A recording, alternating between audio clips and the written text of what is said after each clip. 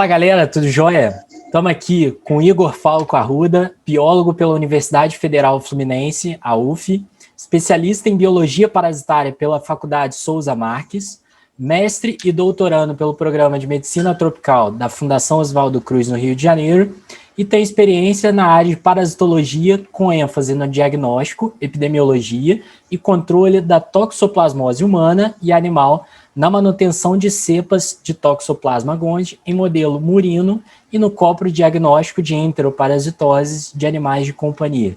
Bom, Igor, prazer estar aqui, prazer te receber, tá? E obrigado por você tirar esse tempinho para dar aqui uma palhinha, para falar um pouco para a gente, esclarecer algumas dúvidas sobre toxoplasma. E aí, tudo jóia? Felipe, boa tarde, obrigado pelo convite, já agradecer, é sempre bom a gente estar vindo falar sobre o que a gente gosta de fazer, né? Antes de começar, queria te parabenizar pelo Dia do Professor, parabéns para nós, né? Acho que nesse momento, mais ainda, a nossa profissão se faz cada vez mais relevante, mais importante. E agora, se a gente poder utilizar desses espaços, né, para a gente poder, não só chegar no aluno, mas também em outras pessoas, é muito importante. Então, você que vai coordenar aí como é que vai ser esse bate-papo. Não, tá ótimo. Bom, acho que para a gente começar, vou pelo básico, né? Então, assim, algumas perguntas aqui. Essas perguntas, pessoal, elas são baseadas mais em dúvidas de alunos mesmo, tá? Algumas coisas que são bem perguntadas em sala de aula, então a gente vai tentar ser direto e não abordar tanto termo técnico assim, para você ter uma introdução, ter uma noção sobre toxoplasmose, beleza? Então a primeira pergunta é, o que é a toxoplasmose? Se fosse para você falar para alguém assim que nunca ouviu falar sobre toxoplasmose, como é que você explicaria?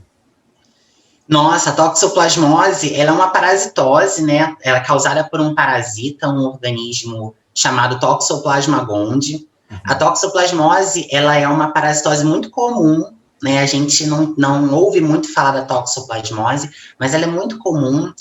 A gente prevê, né, estima que cerca de 1/3 da população mundial, né, já foi exposta ao toxoplasma, mas a partir daí a gente já consegue entender que a toxoplasmose ela não causa tanta mortalidade, né? Porque a gente não escuta as pessoas morrendo de toxoplasmose, mas ele é muito comum. E aqui no Brasil, o toxoplasma, o Brasil está entre a lista dos países, né, onde a gente tem a maior taxa de indivíduos expostos ao toxoplasma, que é esse parasita. E, de início, a gente entende que o toxoplasma está amplamente distribuído na natureza. Ele consegue parasitar aí todos os mamíferos e as aves, né, os animais de sangue quente. Todos eles estão aptos aí a albergar o parasito. Só que entre todos esses hospedeiros, né, dentre os mamíferos, onde a gente está incluído, né, nós somos mamíferos, e as aves, os únicos hospedeiros que são capazes de eliminar o toxoplasma nas fezes, né, no ambiente, são os gatos e os membros da família dos gatos, os felídeos, né? Aí o que eu estou querendo dizer? O leão, o tigre, a onça, né, os linces, os gatos do mato, eles que são responsáveis por eliminar o toxoplasma no ambiente. Daí a gente já começa a quebrar determinados mitos, né, Felipe? Então, o cão não transmite a toxoplasmose pelas fezes, os pombos também não transmitem o toxoplasma pelas fezes, os outros mamíferos, né, em onde se inclui o pombo, o cão, nós, seres humanos e as aves, nós somos hospedeiros que vamos nos infectar pelo toxoplasma, mas a gente vai albergar esse parasita nos nossos tecidos, né? Então, a toxoplasmose, ela tem essa grande gama de hospedeiros e ela se transmite por diversas formas também. A toxoplasmose, ela tem várias formas de transmissão, mas a gente tem 3 principais. A ingestão, né, de carne crua ou mal cozida, contendo essa fase tecidual dos parasitas nos tecidos. Então, consumo de carne crua ou mal cozida, embutidos não bem processados, podem promover infecção. O consumo de água e alimentos crus, como vegetais, frutas e verduras, contaminados com fezes dos gatos domésticos ou de outros felídeos. E também por transmissão transplacentária, ou seja, da mãe para o feto. Existem outras formas de a gente adquirir a toxoplasmose? Existe. A gente pode adquirir consumindo leite de cabra cru, por transplante de órgãos, por transfusão sanguínea, mas para que essas outras formas ocorram, vários outros pré-requisitos precisam ser preenchidos. Não são tão comuns. Então, as 3 principais formas são essa: o consumo da carne crua mal cozida, da água, dos alimentos crus mal lavados e contaminados com fezes de felinos, e a transmissão transplacentária. Entendi. Então, assim, no ser humano, né, qual que seria o principal impacto da toxoplasmose? O impacto clínico, que eu digo, né? Sim. A toxoplasmose, quando a maioria das pessoas, ela é assintomática, né? Os indivíduos que são expostos ao toxoplasma, eles não desenvolvem a toxoplasmose, né, a doença. Eles se infectam com o parasito, mas na grande parte da população, cerca aí de mais de 90%, em torno dos 90%, não desenvolve doença, ou se desenvolve uma doença bem branda, bem subclínica, com sintomas assim inespecíficos. Então, febre, mal-estar, algumas ínguas aparecem aqui próximas da região do pescoço, axila, certo? São sintomas que se assemelham a outras doenças, né? Então, quando a pessoa desenvolve, tem esse quadro inespecífico. Agora, a toxoplasmose, ela tem importância quando ela acomete gestantes, né? Quando as gestantes se infectam durante a gestação, e em pacientes imunossuprimidos. A toxoplasmose em indivíduos que têm algum tipo de dificuldade, deficiência no sistema imunológico, né? Sejam pacientes oncológicos, pacientes infectados pelo HIV e outras imunossupressões, estão aí em mais risco de desenvolver a doença. Nas gestantes, né, na gestante em si não ocorre nenhuma patologia, mas o problema é o acometimento do feto, certo? Então, dependendo da idade da gestação, a gente tem desde casos no primeiro trimestre de morte e aborto espontâneo, até crianças no terceiro trimestre que se infectam via placenta no terceiro trimestre, que nascem clinicamente saudáveis, mas que só vão manifestar sintomas anos depois, né? Então, a gente tem aí um espectro muito grande, né, do que pode acontecer com o feto, mas é um agravo, né, uma doença que precisa de constante acompanhamento dessa gestante, né? Então, o acompanhamento pré-natal dessa gestante é muito importante para identificar se existe aí o risco dela transmitir para o feto. No caso dos pacientes imunossuprimidos, né, o toxoplasma, né, como a gente viu, 90% da população não desenvolve doença ou doença branda. Por quê? Porque o sistema imunológico controla esse parasita. Nessas pessoas que têm algum tipo de deficiência imunológica, o nosso corpo não consegue controlar, e aí ele se dissemina. Ele pode causar sintoma neurológico, sintoma pulmonar, e aí nos pacientes também que fazem algum tipo de tratamento imunossupressor, ou tem algum tipo de doença imunossupressora, eles também precisam ser acompanhados para saber se existe algum risco ali deles desenvolverem a doença grave. Entendi. E no caso, isso é em seres humanos, mas no caso, existe algum impacto em animais, seja animais de companhia, seja animais de criação para, por exemplo, a pecuária? Qual que é o impacto disso em animais e principalmente na economia? Sim, o toxoplasma, ele consegue infectar esses animais, todos esses mamíferos, essas aves, assim como nos seres humanos, a maioria das espécies animais se infecta pelo toxoplasma e raramente desenvolve doença. Obviamente, em determinados casos especiais, tanto cães como gatos podem desenvolver doença, né? Mas a importância do toxoplasma na saúde animal, ela tem destaque ali nos pequenos ruminantes, né? Então, eu estou falando aí dos ovinos, né, das ovelhas, dos caprinos, das cabras. Esses animais também se infectam e também desenvolvem sintomatologia quando há transmissão materno-fetal, ou seja, da fêmea para os recém-nascidos, né, para os fetos. Então, tem para as cabras e ovelhas, a toxoplasmose durante a gestação, ela é muito grave. O toxoplasma, ele pode ser dependendo do local, da região que a gente estiver falando, ele pode ser o principal agente causador de aborto nesses rebanhos de pequenos ruminantes. E além de causar danos, né, óbvios para a saúde do animal, então a gente tem desde filhotes que nascem congenitamente infectados, nascem com má formação, ou até mesmo aborto espontâneo, a mumificação desses fetos. Além do dano na saúde, a gente também tem impacto para os produtores, né? Porque essa doença na fêmea prenhe vai causar perda de animais, vai causar alteração na produção de leite, pode ter algum tipo aí de envolvimento com algum déficit nutricional, causar aí impacto, por exemplo, na produção da lã, nas ovelhas. Então, também causa impacto. A toxoplasmose, ela é em especial estudada na medicina veterinária em relação aos pequenos ruminantes. Mas já que a gente tocou nos animais domésticos, né, não tem como eu não falar aqui dos gatos, né? O gato, a toxoplasmose em algumas regiões, ela é até conhecida como doença do gato, né? Mas a gente daí começa a desmistificar. O gato, ele não é só um transmissor, né? Ele transmite, né? Ele contamina o ambiente, ele não transmite diretamente, ele contamina o ambiente. Só que essa eliminação do toxoplasma nas fezes do gato, ela acontece geralmente uma vez na vida, né? O gato, ele elimina uma vez na vida. É muito raro na natureza, né, o gato eliminar o toxoplasma mais de uma vez. E nesse período que ele elimina, é um espaço curto, ele elimina no máximo 2 semanas.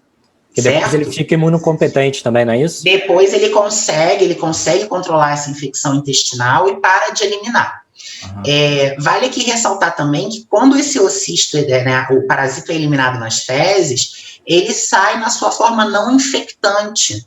Então, o contato direto com o gato doméstico não é um fator, assim, primordial para transmitir a toxoplasmose para o ser humano. Então, o contato com o seu gato doméstico, né, com o seu gato de companhia, lá, seu pet, o abraçar, o fato de estar com o gato, alguns pediatras não gostam que a gente desmistifique isso. Eles acham mesmo que a gente tem que separar a criança, a gestante do gato.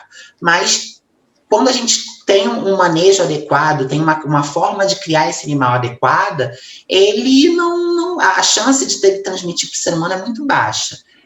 Para o parasita ficar maduro nas fezes desse gato, ele precisa aí de condições ideais. Então, temperatura adequada, umidade adequada, incidência solar não pode ser direta.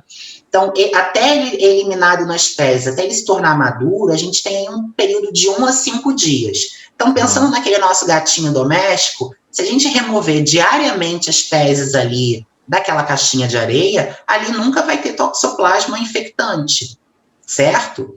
E, além disso, o gato que a gente está falando é aquele gato que a gente mantém confinado dentro de casa. Esse gato, ele tem a chance dele se infectar e poder contaminar o ambiente com toxoplasma é muito baixa, porque é um gato que não vai à rua, né, um gato que não preda. A principal forma que o gato se infecta a gente falando do gato doméstico, porque ele que está mais tem contato mais próximo com a gente nos grandes centros urbanos, né? O gato doméstico, ele se infecta geralmente predando pequenos roedores, pequenas aves, certo? Então, aí a gente já pode pular para outro ponto. As populações de gatos errantes, né, os gatos de rua, eles estão mais relacionados a contribuir para a contaminação ambiental do que o nosso gatinho de casa, o nosso gatinho que come ração industrializada, certo? Então, quando a gente pensa no gato como um papel ali, chave na cadeia de transmissão do toxoplasma, a gente tem que pensar no gato que é errante, que vive na rua, que preda. Então, mais aí, com a toxoplasmose, a gente consegue trazer mais uma importância da posse responsável, para evitar, sensibilizar a população, conscientizar a população, que além de você estar abandonando um animal, botando ele em risco, você também está oferecendo risco para outras pessoas, porque esse animal pode ser aí portador da infecção e poder, então, contaminar, predar ali no meio urbano, né, pequenas aves, pardaizinhos, pequenos pombos, pequenos camundongos, roedores, e aí se infectar e aí, consequentemente, liberar o parasita nas fezes e contaminar o ambiente. Mas com isso que você falou é importante, porque quebra vários paradigmas, né? Então, assim, muita gente... Era esse o ponto que eu queria que... Até pensei em te chamar, porque eu vi isso em aula. Isso preocupa, porque cria um preconceito, cria algo que as pessoas, às vezes, fazem tomam ações contra animais sem saber o porquê, sem saber a causa. Então é extremamente importante essa sua fala. E lembrando que a gente está falando, ressaltando mais uma vez que a gente está falando do gato de casa, a gente não está falando de qualquer gato também, né? Então, baseado no que você falou, já dá para a gente saber a profilaxia, ou seja, como é que eu evito me infectar, ou como é que a gente evita a infecção. Mas você conseguiria só ressaltar para quem está ouvindo isso como tópicos separados, assim, como é que se evita a infecção, então, por toxoplasma, né, e, consequentemente, toxoplasmose, tanto em seres humanos quanto para animais? Então vamos pensar, a gente viu aí que ele tem 3 principais formas de infecção, né? Formas de transmissão para os seres humanos. Pensando na carne, o consumo da carne bem cozida, não consumo da carne crua, né? Em especial de algumas espécies de animais, como suínos, carne de cordeiro, carne de cabra, essas carnes, né? O ideal são todas, mas especialmente essas, o consumo delas bem cozidinha, a gente recomenda a cocção a partir dos 67 graus por no mínimo 3 minutos, certo? O congelamento a menos 20 graus da carne por um período aí de 5 a 7 dias antes do consumo. Isso já vai inviabilizar o protozoário que se ele tiver ali naquela peça de carne, né? Agora, pensando no ambiente contaminado, a lavagem adequada, a remoção mecânica, o ocisto, que é a forma do parasita que vai, né, que é infectante, ele é muito resistente ao cloro, que é o desinfetante que a gente mais usa no tratamento da água, né? Então, a lavagem, quando a gente recomenda a lavagem das frutas e legumes, né, os alimentos consumidos crus, a lavagem é importante porque ela remove mecanicamente, né? A lavagem mecânica. Não é você botar ela no cloro pura e simplesmente, molhou ali um pouquinho e tirou. Você bota no cloro para inativar, né? Para limpar com outros organismos, mas pensando no toxoplasma, é a lavagem na água corrente, esfregando o alimento para remover mecanicamente esse parasita dali. Após práticas de jardinagem, né? Lembrando que o gato doméstico é um dado curioso, né? Os outros gatos, os felinos silvestres, né? O leão, a onça, o tigre, eles não são que nem o gato doméstico. O gato doméstico é o mais higiênico, ele enterra o cocôzinho dele, né? Os gatos silvestres não enterram. Então, o nosso gato doméstico, ele enterra. Então, quando você estiver ali manejando a terra, né? Fazendo práticas de jardinagem, é possível que o gato tenha enterrado ali e a gente não vê.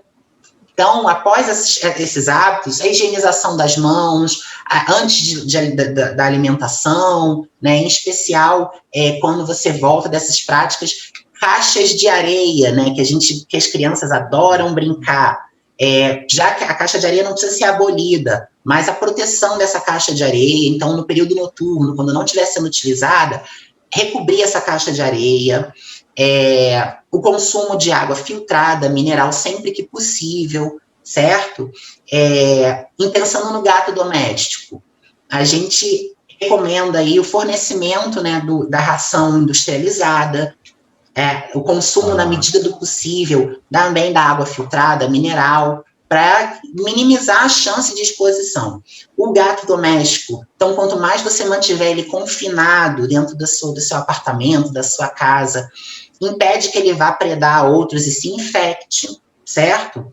Então, manter o gato confinado, outras medidas que não são específicas contra o toxoplasma, mas têm efeito positivo.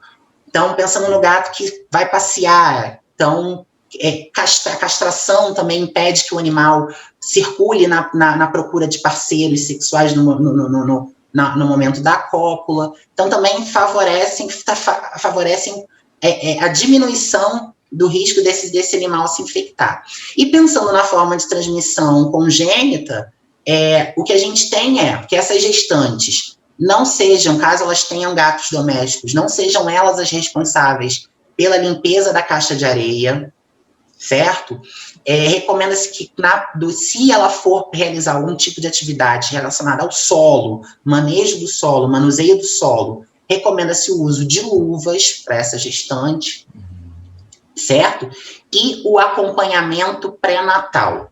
O acompanhamento periódico, recomenda-se aí para toxoplasma, no mínimo, 3 exames de sangue, né, que a gente pode falar mais um pouquinho mais adiante, 3 exames de sangue, um em cada trimestre, para acompanhar se essa gestante se infectou ou não. Caso tenha infecção, aí o médico vai entrar lá com todo um manejo clínico para minimizar a chance de transmissão para o bebê. E quais são as formas de diagnóstico que são utilizadas para diagnosticar o toxoplasma? Então, Felipe, a toxoplasmose ela pode ser diagnosticada por vários exames. Pensando na rotina, né, do laboratório, dos laboratórios de análises clínicas, o diagnóstico da toxoplasmose ele é realizado por testes sorológicos. O que são esses testes? São testes que vão procurar anticorpos nas amostras de sangue.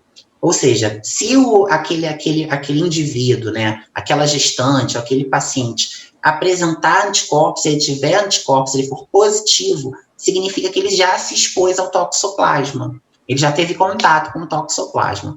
A gente tem aí diversas técnicas, tanto comerciais, né, já em kit, também técnicas que a gente faz protocolos em bancada, utilizados para pesquisa desses anticorpos. Mas na rotina laboratorial, o que se usa para diagnosticar toxoplasmose são os exames sorológicos, ou seja, a busca de anticorpos contra o Toxoplasma gondii em amostras de sangue desses pacientes. Em laboratório, a gente pode lançar mão, a gente pode brincar, né? Pode lançar mão aí de várias outras técnicas, né? A gente pode usar exame histológico, montando lâminas, a gente pode usar ferramentas de biologia molecular, mas na prática, ali, naquela rotina do dia a dia que atende os nossos pacientes, né?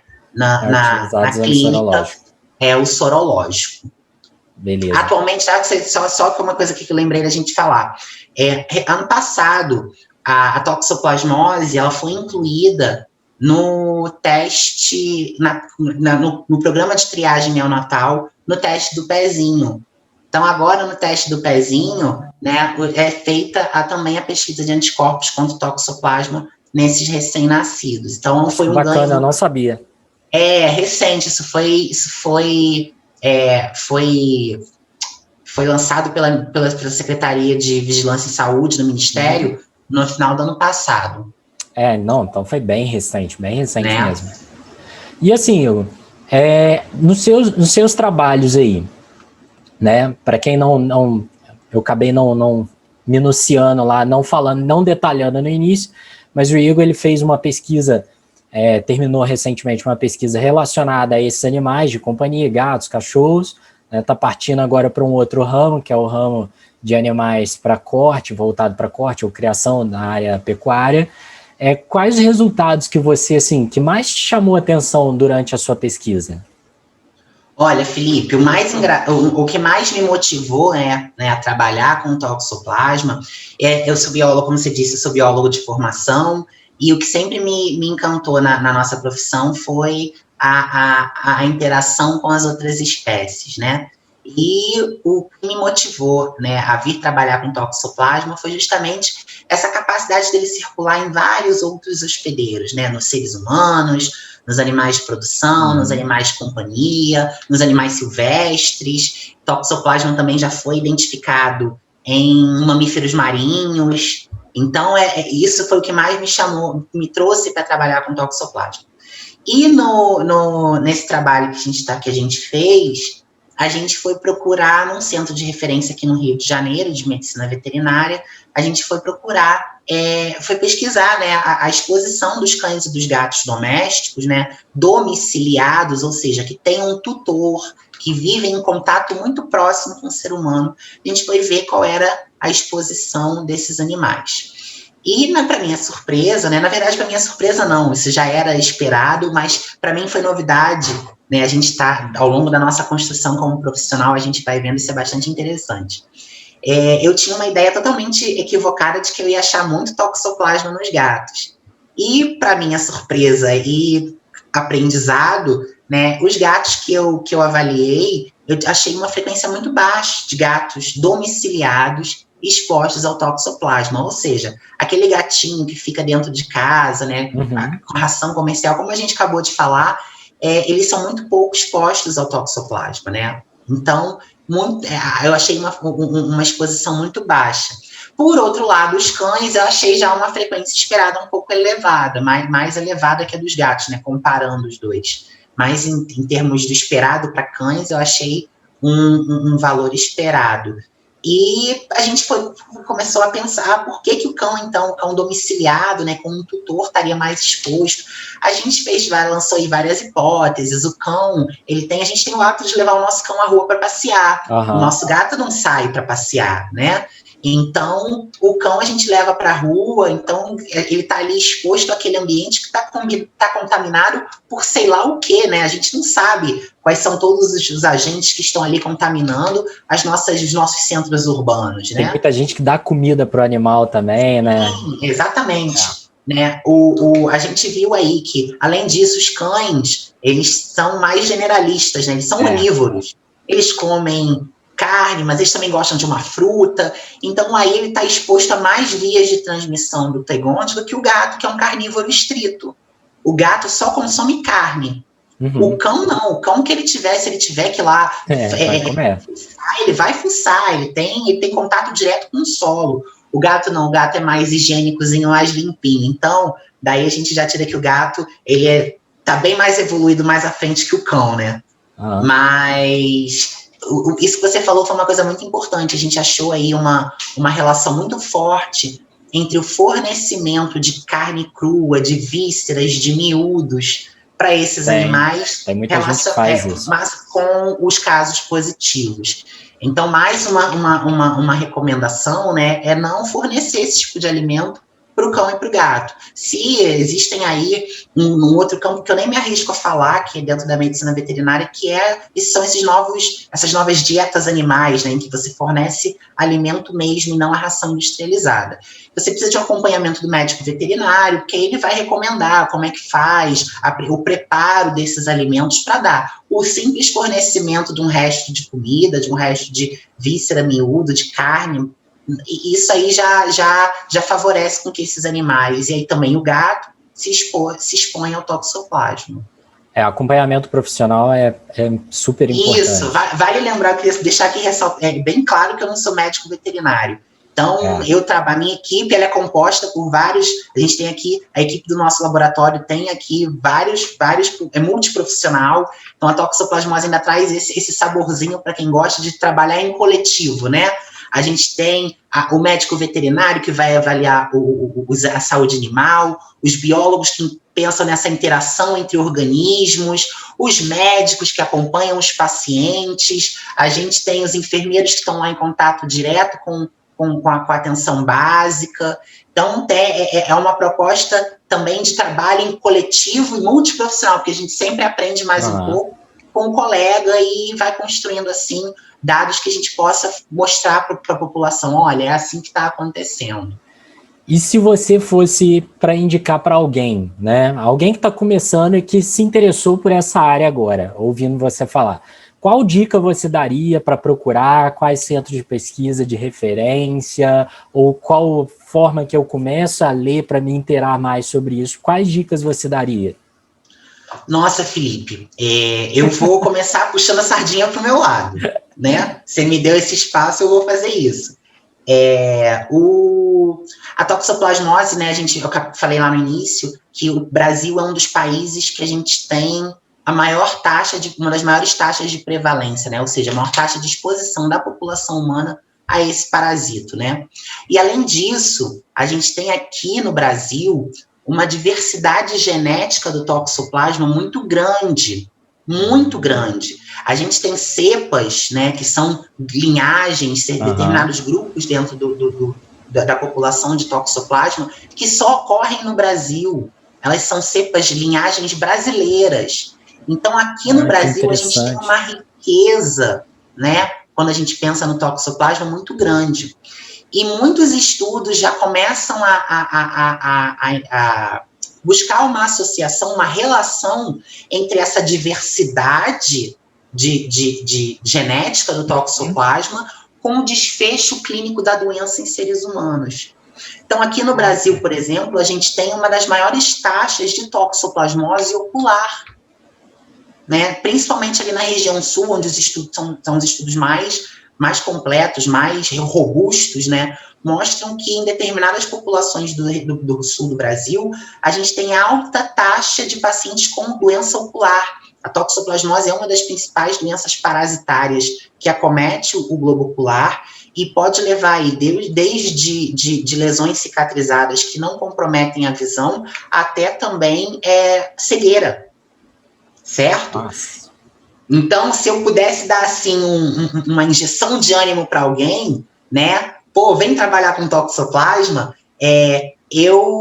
Um dos campos que mais floresce, né, na literatura são os estudos que buscam confirmar ou validar ou até entender essa relação entre essa diversidade genética, né, com o desfecho clínico. Porque será que existe alguma linhagem que seja mais agressiva, que cause mais doença ocular? Será que tem alguma linhagem que cause mais doença no feto? Então, assim, existe aí um campo vasto. Sem falar que a gente tem aí, até início dos anos 2010, a gente tinha cerca de 150, um pouco mais de 150 espécies de mamíferos relatados, descritos já naturalmente infectados pelo toxoplasma. A cada dia que passa, existem novos relatos de infecções em novas espécies. Recentemente, né, a toxoplasmose ela já é estudada há muitos anos, né, desde dos anos 60, quando se descobriu, 60, 70, que se descobriu que o gato era o hospedeiro definitivo. A produção da toxoplasma, no estudo da toxoplasma, foi muito grande. Mas mais recente, agora alguns estudos estão indo para o ambiente aquático, para o ambiente marinho. Então, determinados mamíferos marinhos infectados por toxoplasma. Então, tem casos de surtos em lontras marinhas lá no Canadá, na costa oeste dos Estados Unidos. Então, assim, tem muita coisa, é um mundo muito que a gente pode... pesquisa aí. Tem muito campo para pesquisa aí. Isso, a questão de tratamento. O tratamento da toxoplasmose ele é feito com a pirimetamina e a sulfadiazina, que são medicamentos altamente agressivos e que têm alterações, podem causar efeitos colaterais severos. Tem pacientes que são alérgicos às sulfadiazinas. Então, você tem que lançar mão de outro tratamento. Então, também tem vários estudos que buscam aí um tratamento que seja menos agressivo para o paciente, mas que seja tão eficaz quanto o que já é utilizado no controle da doença. No caso das pessoas que desenvolvem a toxoplasmose doença. Tratamento da infecção, né, quando o parasito vai para os nossos tecidos, ele fica lá, ele é esperto o suficiente para ficar lá para o resto da nossa vida com a gente. Então, sozinho nós nunca estamos. Pelo menos com o toxoplasma a gente vai estar, né? Então tem várias coisas aqui que eu poderia estar só puxando essa rede para o meu lado. Mas tem muito que se estudar e que tomara que várias pessoas assistam essa nossa conversa, esse nosso bate-papo e se empenhem. Quanto a locais para buscar, quem busca começar a se interessar por essa área, eu recomendo que busque ler o máximo de informações possíveis, sempre com um critério, né? Sempre trazendo para diálogo com pessoas da área que queiram, que possam sempre esses espaços que possa ter essa troca e validação dessas informações que a gente tem aí, vê aí circulando. Até pegando, te interrompendo para pegar o gancho, gente, tem o site do Fiocruz, site do Ministério da Saúde, das vigilâncias estaduais em saúde. Então, assim, procure informação em locais que são confiáveis. Justamente. E a gente vê muita coisa na área, né? Quem tiver na área, que tiver afim na graduação, na área da saúde, a gente tem aí vários centros de pesquisa. A Fiocruz, ela é, na minha opinião, a instituição de pesquisa mais completa e mais forte do Brasil, né? Então, quem se interessar, buscar nos sites oficiais, como mesmo você falou, documentos oficiais, a gente tem alguns documentos produzidos, por exemplo, pela Embrapa, que também são muito bacanas. Também é muito confiável, a instituição tem sólida. Manuais do Ministério da Saúde também que trazem informações, não traz aquela informação muito elaborada, uma informação sucinta, direta, que traga alguma aplicabilidade na vida das pessoas. Para quem vai estar começando, isso é fundamental. Justamente. Bom, Igor, queria te agradecer mais uma vez, tá? Obrigado, aprendi muita coisa aqui. Tem muita coisa que para mim foi novidade. A gente aprende sempre, né? Com certeza. Em constante aprendizado. E eu acho que isso que é o bacana, principalmente da nossa área, né? Porque é uma área muito ampla. Então a gente nunca chega perto de parar de aprender. E para quem gosta, isso é ótimo, é fundamental. Então, assim, mais uma vez, te agradecer muito por você ter tirado seu tempo para estar aqui falando com a gente. Beleza? Show de bola, Felipe. Valeu. Obrigado pela oportunidade. Desejar muito sucesso aí nesse novo projeto, que eu tenho certeza aí que estou vendo, vou acompanhar, que eu quero ver os próximos convidados para a gente aprender sempre mais. Desejar sucesso aí para você, todo mundo que estiver acompanhando, e bola para frente, isso aí. Beleza, grande abraço, galera. Grande abraço, Felipe. Valeu.